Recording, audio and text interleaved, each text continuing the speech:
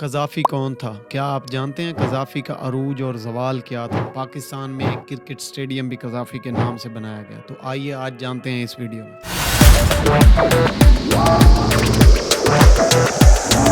السلام علیکم ناظرین، آپ دیکھ رہے ہیں رضوان حیدر آفیشیل اور میں ہوں رضوان حیدر۔ آج ہم بات کرنے جا رہے ہیں لیبیا کے حکمران قذافی کے بارے میں، جس کو امریکہ نے اپنے CIA ایجنسی کے ذریعے پروپیگنڈا کروا کے شہید کروایا، یا آپ یہ کہہ سکتے ہیں کہ مروا دیا، اور لیبیا کے لوگوں سے ہی یہ سب کچھ کروایا گیا تاکہ ان پہ کوئی الزام عائد نہ ہو، وہ بچ سکیں۔ اور اس پروپیگنڈے میں آنے والی قذافی نے ایک اپنی تقریر میں کہا تھا کہ اگر مجھے قتل کیا گیا تو لیبیا کا وہ حال نہیں رہے گا جو اب ہے، اور میں جاتے ہوئے لیبیا کی ساری رونقیں اپنے ساتھ لے کر جاؤں گا۔ یہ قذافی کے ایک تاریخی الفاظ ہے جو انہوں نے اپنی ایک تقریر میں کہے تھے، اور اسی وقت میں ایک تاریخی الفاظ اس نے اور کہا تھا جب فلسطین کی زمین قبض کی جا رہی تھی، جب فلسطین پر حملے کیے جا رہے تھے کہ آؤ مسلمانوں آج ہم مل بیٹھیں، آج ہمارا وقت ہو گیا، ہم سب ایک ہو جائیں اور کفار کو یا ان لوگوں کو شکست دیں، ہم اسرائیل کو شکست دیں، امریکہ کو شکست دیں۔ لیکن ہم نے کہاں سننی تھی، ہم مسلمان ہیں، جو بھی ہو ہمیں لالچ کے سوا کچھ نہیں آتا، اس لیے ہم لالچ ہی کرتے ہیں، چاہے کوئی مر رہا ہو، چاہے کسی کی زندگی کا سوال ہو، چاہے کسی کی موت کا سوال ہو۔ لیکن آخرکار ان سب چیزوں کے باوجود قذافی کو قتل کروا دیا گیا، اور ان کے اپنے قذافی کے باغی لوگوں سے قتل کروایا گیا جو لیبیا کے باغی لوگ تھے، اور اس میں شامل تھے نیٹو کے کچھ لوگ اور CIA کا پورا پروپیگنڈا اس میں شامل تھا۔ کیا آپ جانتے ہیں کہ لیبیا ایک وقت میں اتنا اچھا ملک تھا، دنیا پہ وہ زمین پہ روئے زمین پہ رہتے ہوئے ایک جنت کا ٹکڑا سمجھا جاتا تھا، کیونکہ لیبیا میں گیس بالکل فری تھی، پانی بالکل فری تھا، وہاں پہ بجلی بالکل فری تھی، کیونکہ بجلی کا انہوں نے اتنا بڑا گریڈ سٹیشن نیشنلائز بنایا تھا، جو کہ آپ اگر کہیں کہ برطانیہ کے سارے گریڈ سٹیشن ملا کر بھی اس کی پاور بہت زیادہ تھی۔ وہ ایک گورنمنٹ کے انڈر بنایا گیا اور پوری گورنمنٹ کی ذمہ داری تھی اور لوگوں تک فری بجلی پہنچائی جاتی تھی۔ اس وقت کے دور کے حساب سے 2011 میں تقریباً 2011 سے 12 کے دوران لیبیا کے خلاف سازشیں ہو رہی تھیں، اور ان سازشوں میں امریکہ پوری طرح سے اپنا پورا زور لگا رہا تھا لیبیا کو کمزور کرنے میں، کیونکہ لیبیا ایک ابھرتی ہوئی معاشیت تھی اور بہترین اکانومی کے طور پر وہ سامنے آ رہا تھا۔ اس وقت اس کی اکانومی بہت مضبوط ہوتی جا رہی تھی دن بدن جنرل قذافی کے دور میں، جس وجہ سے امریکہ بہت پریشان تھا۔ کیا آپ جانتے ہیں کہ امریکہ کچھ نہ کرے تو بھی اس کی کرنسی مضبوط ہے، اس کا سب کچھ مضبوط ہے۔ اس کی وجہ یہ ہے کہ آئل کی ٹریڈنگ ہمیشہ سے USD میں کی جاتی ہے، امریکن ڈالر میں کی جاتی ہے، جس کی وجہ سے امریکہ اگر کچھ بھی نہ کرے تو ان کی کرنسی، ان کی اکانومی مضبوط ہی رہتی ہے۔ 2011 میں ہیلری کلنٹن نے قذافی کا مذاق بنایا، قذافی کی موت کا مذاق بنایا، اور کہا کہ ہم آئے، ہم نے اسے دیکھا اور وہ مر گیا، اور اس کے بعد کہہ لگانے لگی اور قذافی کا مذاق اڑانے لگی۔ قذافی کے دور میں اگر کسی اسٹوڈنٹ کو جاب نہیں ملتی تھی تو حکومت کی پوری ذمہ داری ہوتی تھی کہ اس کو ماہانہ سیلری دی جاتی تھی، اس کو ماہانہ اجرت دی جاتی تھی، یہاں تک کہ قذافی کے دور میں اگر کسی کے پاس گھر نہیں ہوتا تھا تو وہ حکومت کی ذمہ داری تھی، کیونکہ وہ لوگ یہ سمجھتے تھے کہ سب سے پہلے انسان کو زندہ رہنے کے لیے گھر ضروری ہے، اور حکومت اس کو گھر پرووائڈ کرتی تھی۔ یہاں تک کہ اگر لیبیا کے کسی بندے نے نئی گاڑی لی ہے تو اس پر ہاف پیمنٹ جو تھی وہ بینک کرتا تھا، یعنی کہ گورنمنٹ کرتی تھی، اور ہاف وہ بندہ پے کرتا تھا اور وہ نئی گاڑی لے لیتا تھا۔ یہاں تک کہ آئل اور جو بینک لون تھے وہ نیشنلائز ڈپارٹمنٹ میں چلے گئے تھے، ان کو قذافی نے ایک نیشنلائز کر دیا، جس کی وجہ سے ان کے اوپر مارک اپ بالکل 0% تھا، اور قذافی کے دور میں ان کا لٹریسی ریٹ 88% تک پہنچ چکا تھا، جو کہ ایک بہت بڑا نمبر ہے۔ اور اگر بات کی جائے پیٹرول کی تو سیم ایز آپ دیکھ سکتے ہیں کہ لیبیا بالکل افریقہ میں آتا ہے، لیکن اس وقت آپ یہ سمجھ لیں کہ جیسے عرب ممالک میں آپ سے کچھ دوست یہاں سے جو عرب کنٹریز میں جاتے ہوں گے، آپ نے دیکھا ہوگا کہ وہاں پہ پیٹرول تو 2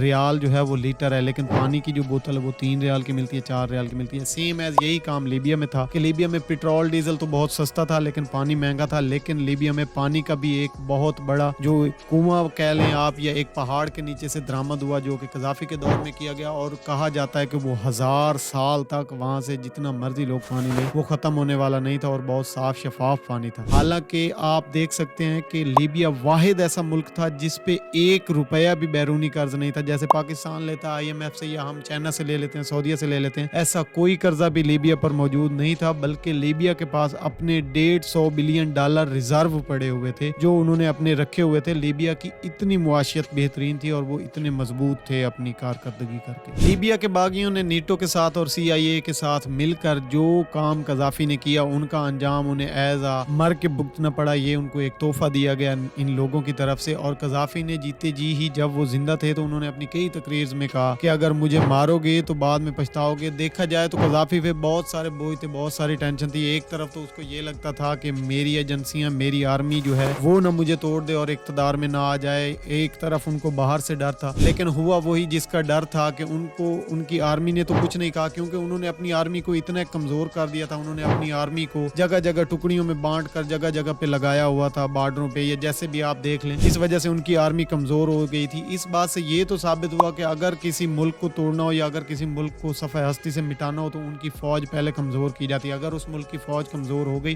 آپ آسانی سے اس ملک پر قبضہ کر سکتے ہیں، اور یہی حال لیبیا میں ہوا کہ لیبیا میں قذافی چاہتا تھا کہ میری فوج جو ہے وہ بارڈر سنبھالے اور ان کو کوئی ڈر نہ ہو کہ وہ میری حکومت ختم کرے، لیکن سازشیں تو دوسری طرف سے بھی ہو رہی تھی۔ کوئی ایک جگہ سے سازش ہوتی تو شاید وہ بچ جاتے، لیکن سازش کہیں اور سے ہو رہی تھی۔ آخر کار ان سب کے پیچھے وجہ کیا تھی قذافی کو مارنے کی؟ امریکہ کیوں اس کو مروانا چاہتا تھا اور کیوں اس کو مارا گیا؟ سب سے بڑی وجہ یہ تھی کہ لیبیا کی اکانومی نمبر 1 اکانومی بننے جا رہی تھی قذافی کے دور میں، یا قذافی کی حکومت میں، یا قذافی کے وقت اقتدار میں وہ نمبر 1 بنانے جا رہا تھا۔ اور اسی طرح سے آپ اگر اس کا دور چیک کریں تو لیبیا کی کرنسی یورپ سے کم نہیں تھی، USD سے کم نہیں تھی۔ وہ لوگ جیتے جی اپنی جنت سمجھتے تھے، کیونکہ لیبیا میں آئل کے ذخائر بھی مل گئے تھے اور ان کو بہت زیادہ سپورٹ ملنے لگ گئی تھی۔ دوسری بڑی وجہ یہ تھی قذافی کو مارنے کی کہ اس نے تمام مسلم ممالک کو اکٹھا کیا اور ان کا ایک بلاک بنا دیا، جس وجہ سے بھی وہ لوگوں کو چبھ رہا تھا۔ جس طرح شاہ فیصل کو مروایا گیا، اسی طرح اس پہ بھی سازش شروع ہو گئی کہ اس نے مسلمانوں کو اگر اکٹھا کر لیا تو ہم کہاں جائیں گے۔ تیسری بڑی وجہ یہ تھی کہ ہیلری کلنٹن آئل کے ذخائر کی وجہ جو تھی وہ سب سے بڑی وجہ تھی کہ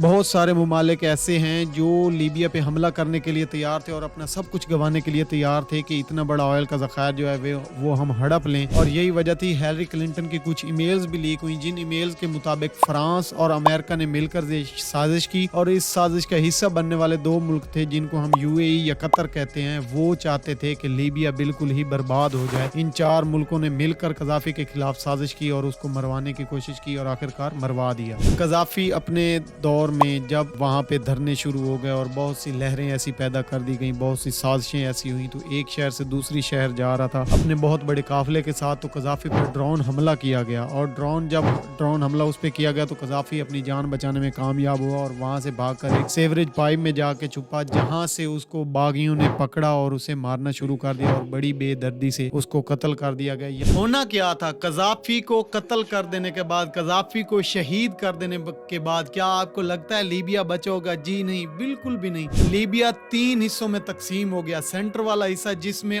آئل کے بہت بڑے ذخائر تھے، اس پر لیبیا کی آرمی قابض ہو گئی اور اس نے اس پر اپنی حکومت بنا لی۔ ایک سائیڈ کا حصہ جو